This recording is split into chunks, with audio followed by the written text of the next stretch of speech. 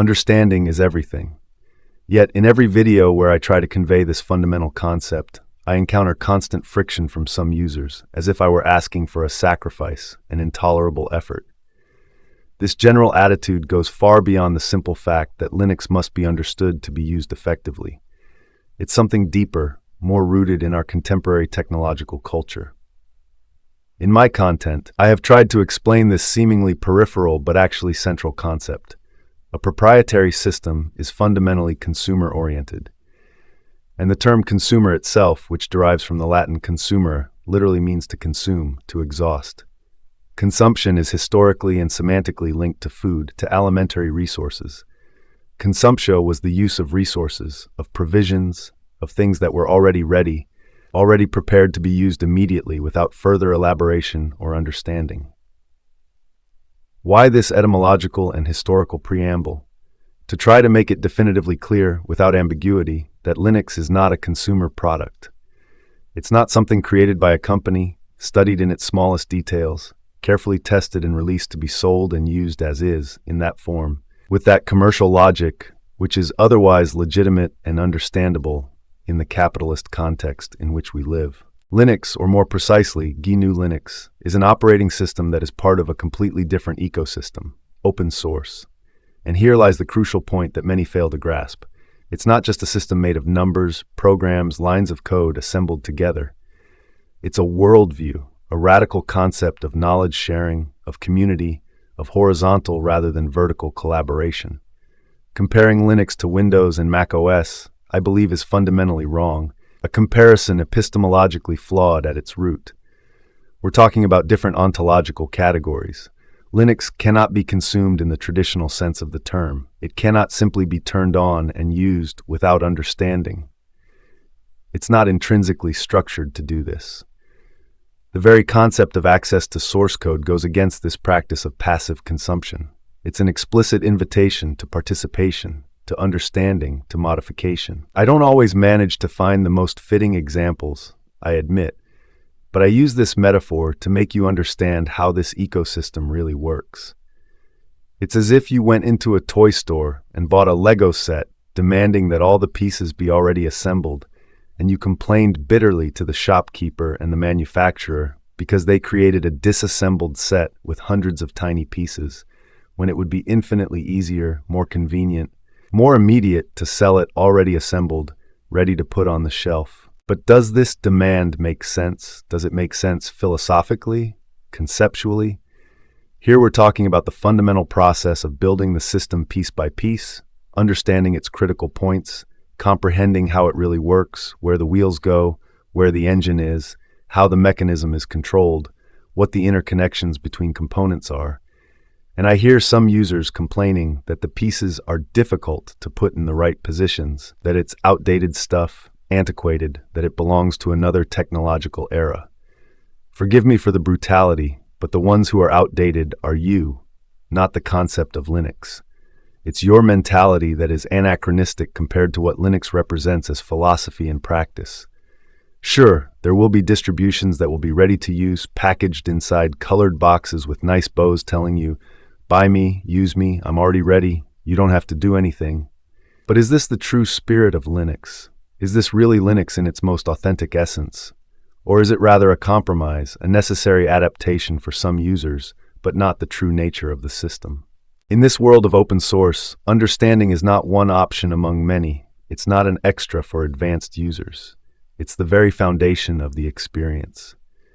We are curious people by nature, people who want to deeply understand how things work, who want to solve problems autonomously and creatively, people who want to constantly experiment and build their own personalized system, precisely because we have access to the source code, which is at our mercy, modifiable, adaptable, understandable.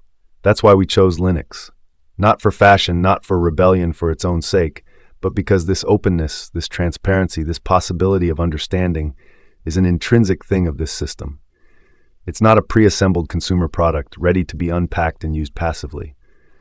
It wasn't created for this purpose. It doesn't exist for this reason. This commercial logic of consumption is not intrinsically in the nature of the operating system. Yet, in every video where I talk about user numbers, Mainstream penetration, ease of use, graphical interfaces, reducing terminal use. Someone arrives, even with considerable pride and confidence, saying that we will never reach the masses, that Linux is outdated, that this is an outdated mentality, that we're doing technological obscurantism, that we're keeping people away from knowledge instead of making it accessible. But this criticism stems from a fundamental misunderstanding. We live in a historical era where passive consumption has become not only the norm, but the only conceivable model of interaction with technology. Decades of increasingly user-friendly interfaces, increasingly simplified, increasingly opaque in their internal mechanisms, have created entire generations of users who expect technology to just work, without any need to understand what happens beneath the surface, without curiosity for the mechanisms, without interest in deep understanding. It's more convenient, undoubtedly. It's more immediate. It requires less cognitive effort, but it's also profoundly limiting. It creates a structural dependence on the product provider. It prevents real autonomy. It transforms the user into a perpetual consumer who can only choose among the prepackaged options offered to them, never create them, never substantially modify them, never truly understand them. When I state that in the Linux world understanding is not an option, I'm describing exactly what makes this ecosystem so powerful and so different. Shared knowledge as a fundamental value, absolute transparency of code, the concrete and not theoretical possibility of modifying and adapting every aspect of the system to one's specific needs. This requires intellectual curiosity and constant commitment, qualities that the passive consumption model has systematically discouraged, marginalized, made socially obsolete. The ideal consumer from the perspective of the dominant economic system is one who consumes without understanding, who replaces without repairing, who updates without questioning, who accepts imposed limitations because they lack the conceptual and technical tools to overcome them. Linux represents philosophically and practically the rejection of this anthropological model. On the topic of reaching the masses, those who accuse me of obscurantism or of having an outdated mentality are simply looking at Linux through a completely wrong conceptual lens, through interpretive categories that don't apply to this phenomenon. Linux doesn't have to become Windows. It doesn't have to conquer the global consumer desktop by slavishly replicating the proprietary logic, the commercial strategies, the interaction models of closed systems. This objective radically betrays its deepest nature. Do user-friendly distributions exist? Certainly. There are distributions designed for less technical users, with polished interfaces, with simplified installation processes, with reasonable default configurations. But even those distributions maintain in their deepest essence the possibility of going deep when necessary, of understanding what's happening, of radically modifying the system's behavior. They're not sealed products, impenetrable black boxes. The ontological difference remains intact. Here's the essential point, the one that summarizes the entire discourse. Linux is not in competition with Windows or macOS to be recognized as the easiest operating system for all possible users. This is not and should not be its historical mission. Linux is a philosophical alternative before being a technical one, a radically different way of conceiving the relationship between human beings and technology, from passive, subordinate, dependent consumers to active, aware, autonomous, capable participants. Those who criticize Linux because it's not ready for the masses, because it still needs the terminal for some operations, because the fragmentation of distributions confuses users, have simply completely and totally misunderstood what Linux is in its essence. And perhaps, precisely for this fundamental reason, Linux is not the right system for them. And this is absolutely fine. Not everyone has to use Linux. Not everyone has to embrace this philosophy. There's no moral or technical imperative in this sense.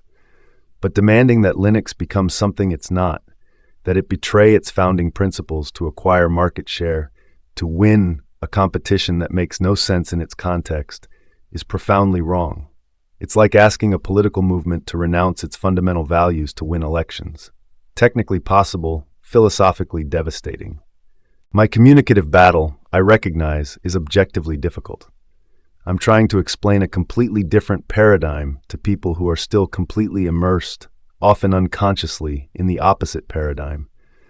I'm trying to show the matrix to those who have lived their entire lives inside the matrix without knowing that anything existed outside of it.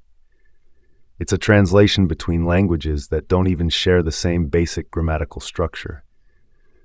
But I continue, and I will continue, because I know that there exists a significant minority of people who have that intrinsic curiosity, that hunger for understanding, that willingness to not be simple passive consumers, but active participants in the construction of their technological tools.